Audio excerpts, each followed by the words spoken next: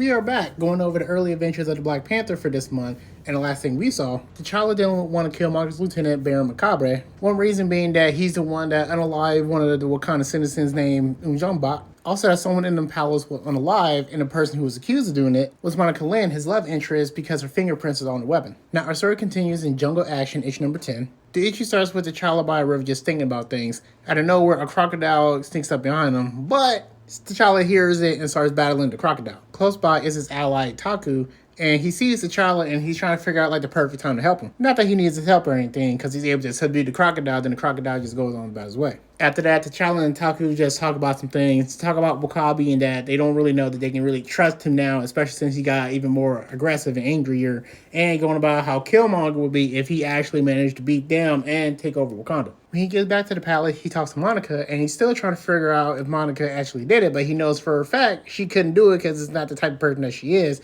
But he keeps looking at the weapon, and he's trying to figure out exactly how could this happen, especially with her fingerprints on it. Which, I will let you know right now, we're not going to find out until the next issue. Some time passes later where T'Challa's in his throne room. He's trying to eat, but then W'Kabi just barges in, and he's asking T'Challa, what we going to do about the outsider, Monica? And T'Challa's like, you need to stop disrespecting me in my own home. But then T'Challa looks over and he sees M'Jambak's wife, and he's like, I gotta get his body because I didn't recover it when I faced Baron Macabre. Later that day, T'Challa went back to the crime scene where M'Jambak's body is, and he tried to take his body, but out of nowhere, some more zombie hands come out of the ground. However, T'Challa's prepared this time around, and he able to overcome the zombies and get information out of them. He learns that he just got to jump in one of their open graves, and that's where Baron Macabre and another one of Killmonger's lieutenants are. He jumps in the cave, and he finds that there is a passageway. He goes through it, and there's this bright light, where he sees two of Killmonger's lieutenants, Baron Macabre, and a new one, King Cadaver. King Cadaver has the ability to cause a huge amount of pain in a mental attack, and he used that ability on the Black Panther. What makes it worse is that Mirror seems to strengthen his abilities. Now, even though he's under a huge amount of pain,